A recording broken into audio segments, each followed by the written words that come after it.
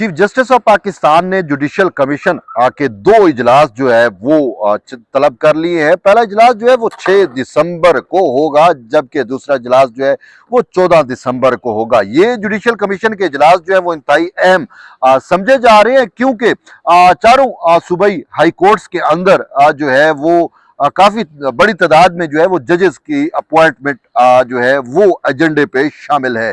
6 दिसंबर को जो judicial commission का इजलास है उसकी में दो एजेंडे शामिल है।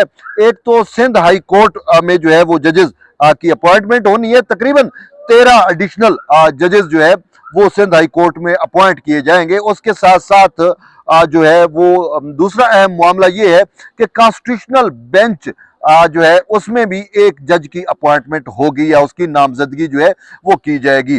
मामला यह है कि कॉन्स्टिट्यूशनल बेंच आपके सामने 7 रुकनी कॉन्स्टिट्यूशनल बेंच जो है वो 2 महीनों के लिए बना था, लेकिन इसके बाद अपनी मोअज़्ज़ज़ जज जस्टिस आयशा मलिक जो है उसने कॉन्स्टिट्यूशनल बेंच में बैठने से इनकार किया है। ओवरऑल तो इनकार नहीं है, लेकिन एक मुकदमा है, मशहूर जमाना मुकदमा, ये तहरीक इंसाफ के जो शर पसंद हैं, बलवाई हैं, उनका जो मिलिट्री ट्रायल हो रहा है सानिया 9 मई के पस मंजर में, तो उस पर जस्टिस आयशा मलिक ने वो मुकदमा सुनने से इनकार किया है।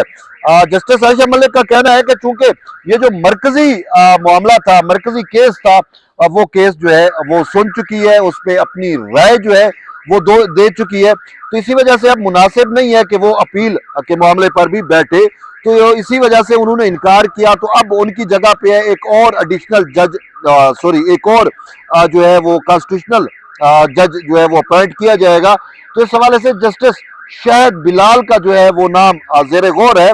तो यूं जस्टिस शाहिद बिलाल अगर कॉन्स्टिट्यूशनल बेंच में अपॉइंट हो जाते हैं तो फिर कॉन्स्टिट्यूशनल बेंच की तादाद जो है वो 7 हो जाएगी, और उसके बाद मशहूर ज़माना केस जिसे मैं और आप जो है वो सिविलियन के मिलिट्री ट्रायल से मुतल्लिक उसका को जानते हैं, लेकिन बेसिकली ये सानिया 9 मई के जो बलवाई है, जो शर पसंद नासिर हैं, ये उनका ट्रायल से मुतल्लिक अहम मामला है। तो अब 6 दिसंबर को जो है वो कॉन्स्टिट्यूशनल बेंच की फॉर्मेशन जो है वो मुकम्मल होगी, तो उसके बाद नेक्स्ट वीक के लिए प्रोबेबली गालिब इम्कान ये है कि इसको समाअत के लिए मुकर्रर किया जाए। इसके साथ साथ मामला जो मैंने आपको बताया कि सिंध हाई कोर्ट में 13 एडिशनल जजेस की अपॉइंटमेंट होनी है, तो उनके नाम भी सामने आ गए हैं। उसमें जो है वो शाहिद हसन, खालिद हसन, अब्दुर्रहमान, ये सारे जो है वो एडवोकेट्स हैं।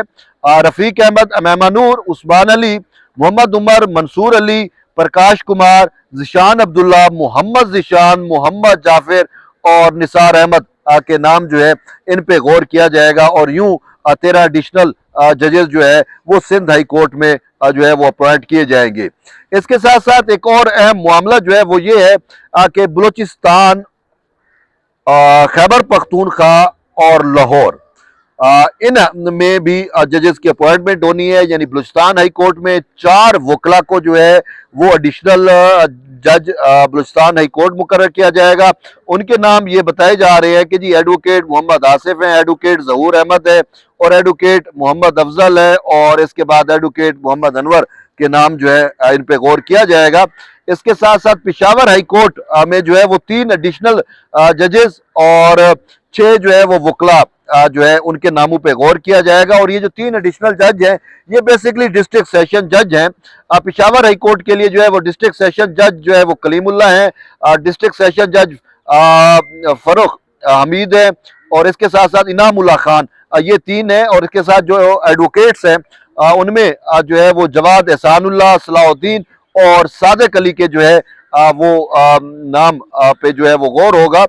इस तरीके से जो है वो अब आती है लाहौर हाई कोर्ट पे। लाहौर हाई कोर्ट में भी जो है वो एडिशनल जजेस जो है वो अपॉइंट होने हैं। उसमें 7 एडिशनल जजेस का नाम आ रहा है कि 7 एडिशनल जज जो है वो लाहौर हाई कोर्ट में लगाए जाएंगे। अगरचे लाहौर हाई कोर्ट में असामियां बहुत हद तक जो है वो खाली हैं, फिलहाल जो है अपॉइंटमेंट जो की जा रही है वो 7 जजेस की अपॉइंटमेंट लाहौर हाई कोर्ट में की जाएगी।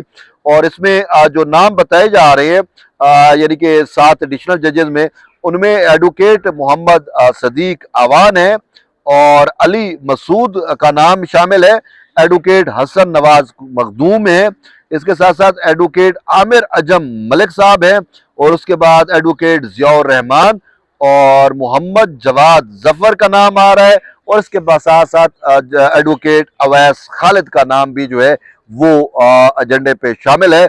और यूं जो है वो जुडिशियल कमीशन की जो है वो दो बैठकें होंगी। एक तो 6 दिसंबर को होगी, जो मैंने आपको बताया कि उसमें जस्टिस शाहिद बिलाल को कॉन्स्टिट्यूशनल बेंच के लिए नामजद किया जाएगा, और फिर सिंध हाई कोर्ट के 13 एडिशनल जजेस जो अपॉइंट किए जाएंगे।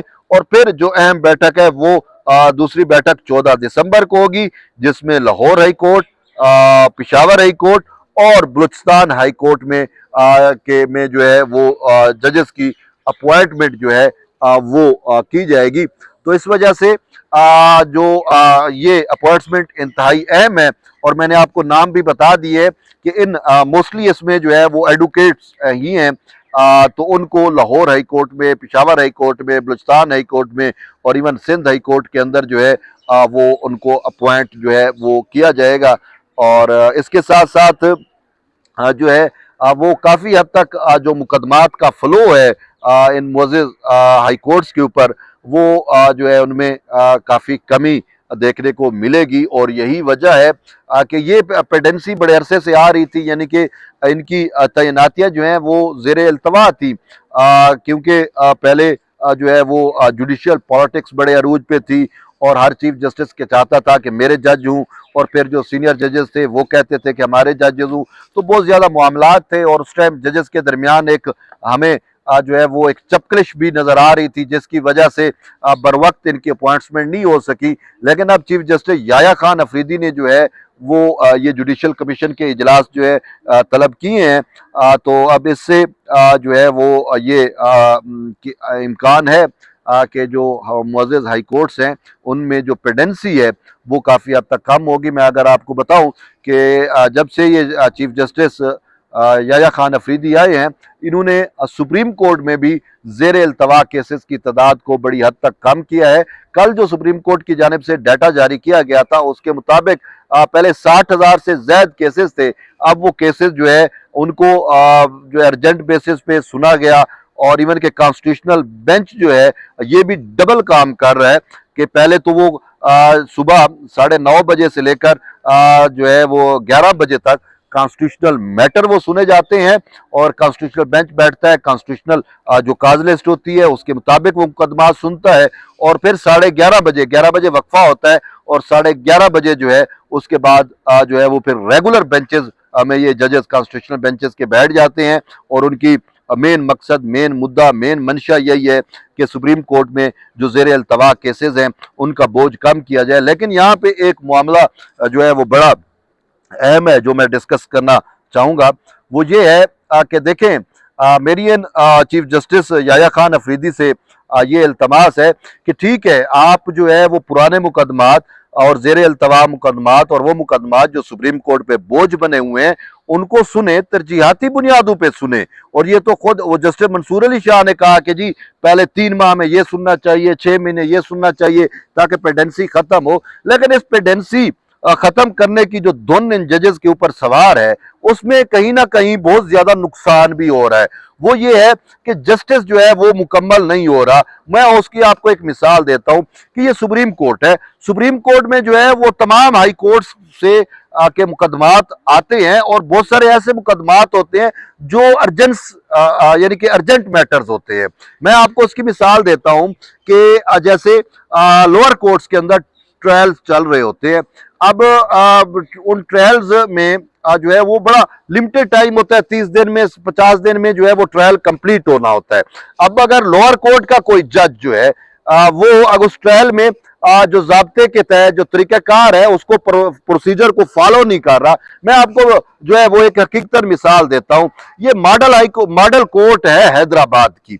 मॉडल कोर्ट हैदराबाद में एक 302 का केस जो है वो चल रहा है, और वो वहां के जो मुअज़्ज़िज़ जज साहब हैं वो मुअज़्ज़िज़ जज साहब जो है वो प्रोसीजर को फॉलो नहीं कर रहे, और जो एविडेंस शहादतें रिकॉर्ड हो रही हैं वो शहादतें जो है वो, अगर आप देखें कि वो केस जो है पाकिस्तान की जुडिशरी के लिए एक एग्जाम्पल बन सकता है। वो इस वजह से कि जो एविडेंस रिकॉर्ड हो रही हैं वो वाया वीडियो लिंक के जरिए हो रही है।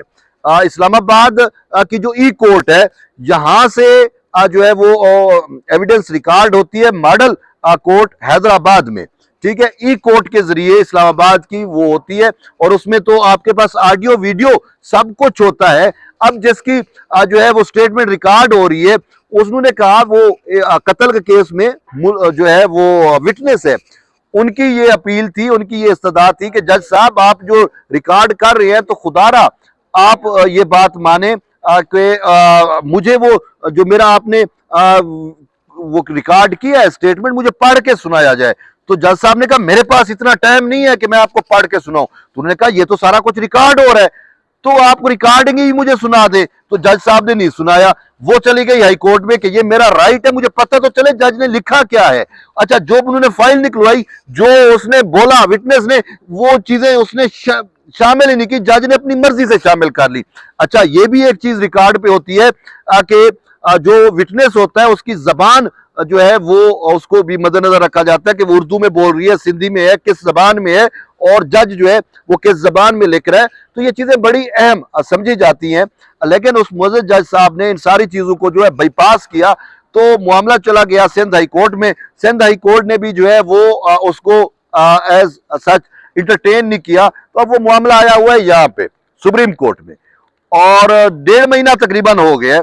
एजेंसी की 2 दरखास्तें दायर की गई हैं। अब मुअज़्ज़ज़ अदालत जो है वो उस मुकदमे को समाअत के लिए लगा ही नहीं रही। अब बात यह है कि कब समाअत के लिए लगेगी, जब वो ट्रायल कंप्लीट हो जाएगा। ट्रायल कंप्लीट हो जाएगा फिर कहेंगे जी वो सॉरी ये तो मामला ही गैर मुअस्सर हो गया, अब तो ट्रायल हो गया, हम क्या कर सकते हैं। ये इंसाफ की राह में आप रुकावटें डाल रहे हैं। ज़ेरे इल्तवा कैसे जरूर सुने, मुकदमात का बोझ जरूर कम करें, कम से कम जो अर्जेंसी वाले मैटर हैं और खासकर जिन मामलात में आपको अर्जेंट एप्लीकेशनें आती हैं उनको तो देख लिया जाए, लेकिन वो भी आप नहीं कर रहे। तो ये एक जो है मैं कह रहा हूं कि इंसाफ की राह में एक बहुत बड़ी रुकावट जो है वो भी खड़ी हो रही है। ये एक अहम पहलू है, मैंने कहा इस पर भी जज साहबान की तवज्जो जो है वो मबजूल कराएं। बहरहाल देखते हैं अब इस पे असर होता है या नहीं होता है। एट द एंड है कि जुड़े रहिए तैयब बलोच के साथ। मिलते हैं एक नई वीडियो, तब तक ले इजाज़त दें, अल्लाह हाफ़िज़।